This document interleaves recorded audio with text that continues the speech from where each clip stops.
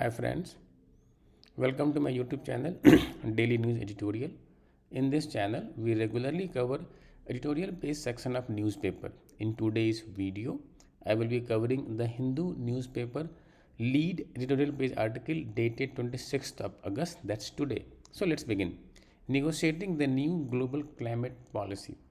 Reducing per person emissions to the global average as a first step at national net zero requires a human rights frame.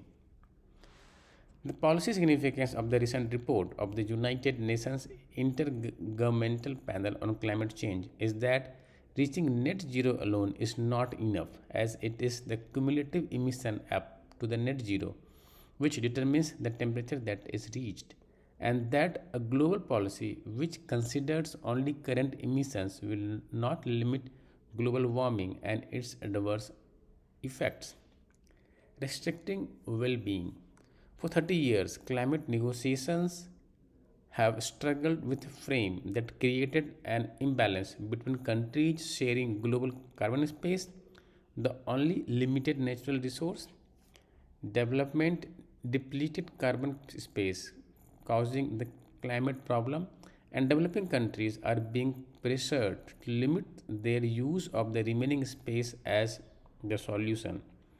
At the G20 Climate and Energy Ministerial meet in July, India proposed that major economies bring down their per capita emissions to the global average by 2030, ref- reframing negotiations in terms of bringing per person emissions or human well being as the essential first step highlights that merely achieving net zero of current emissions by 2050, the proposal of the G17 restricts well being that is unaccepted as global policy. Varying level of per capita emissions converging at a common point will allow those who have already used more than their fair share of the carbon space a larger share of the remaining space than countries such as India, which needs the remaining carbon space to grow to comparable levels of well being. Per capita emissions. The policy significance of the imbalance becomes clear when per capita emissions are compared. The world's per capita greenhouse gas emissions are 6.55 tons of carbon dioxide. India's per capita emission at 1.96 tons is less than one third emissions of the United States, Canada, and Australia are more than 2.5 times. Germany and United Kingdom and France are above, and China at 6.4 tons. It's just below the global average. Accepting net zero emissions by 2050 effectively prevents India's urbanization and shift to the rural population into middle class. India is rightly objecting to the obfus- obfuscation as the objective of the climate treaty is stabilizing of greenhouse gas concentrations by contributing over 60% of global cumulative emissions with just one fourth of the global population. North America and Europe are responsible for nearly 970 billion tons of carbon emissions, whereas the world's remaining carbon footprint, the total amount we can emit to have a change of limiting warming of to 1.5 degrees Celsius is only 400 gigatons of carbon dioxide, and the US alone has contributed this amount for its high standards of living. For a global consensus, such countries will need some flexibility in new climate policy. Emission sources.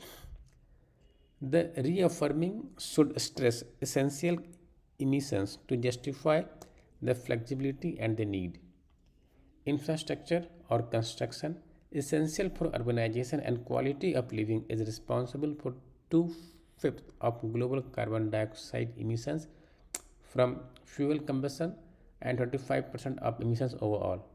These emissions arise from energy intensive cement production and half of the steel produced, which is used in construction, both having no substitutes. The varying level of per capita emissions are accounted for by expressways and the urban boom in the US and Europe between 1950 and 2000 before China began its infrastructure push, leading to per capita material use that is 4 times that of China.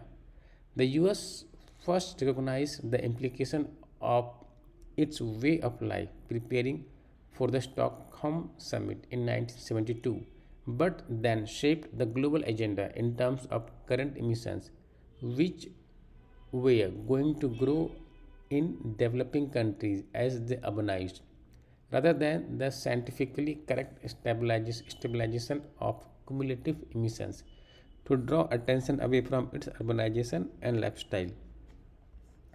Ideas and implications. New ideas such as climate justice coming from India have three strategic implications.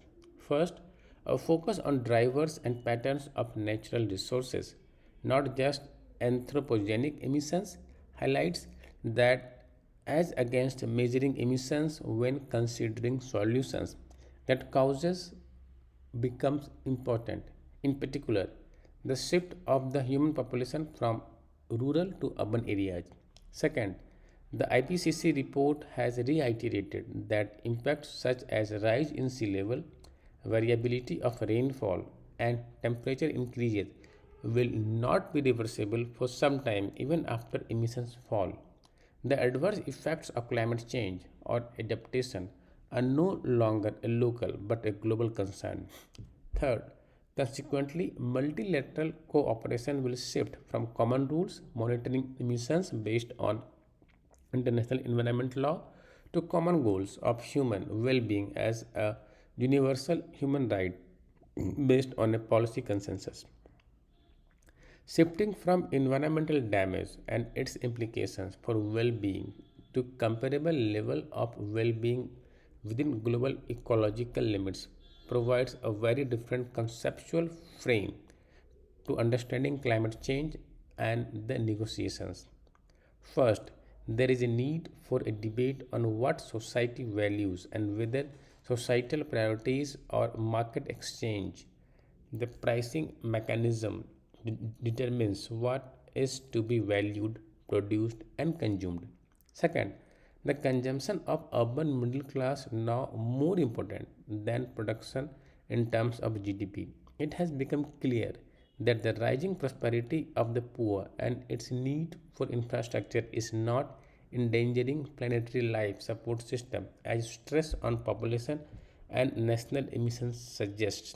Third, with different civilizational values, consumption of the middle class in developing countries is less wasteful than the first phase of urbanization.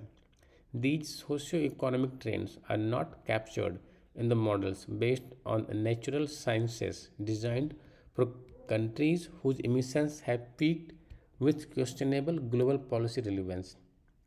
For a new policy objective, it took 25 years for the Paris Agreement to reverse the defining feature of the Framework Convention, the division of countries into annexes, while providing for a common cause instead of commitments.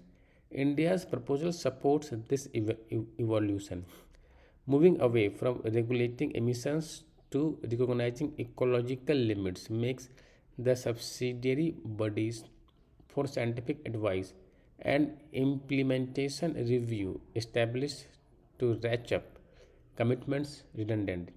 Sharing responsibility should be the objective of new intergovernmental mechanisms with the involvement of private sector, for example, supporting solar power, solar energy, joint research in new crop varieties, and exchanging experiences on infrastructure viability.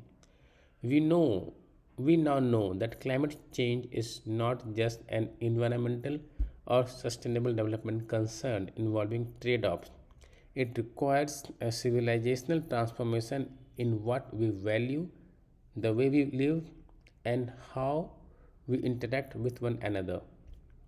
Mukul Sanwal is a former civil servant, negotiator, and UN diplomat in the Climate Change Secretariat. That's end of this article. If you like my video, please subscribe, like and comment. Thank you.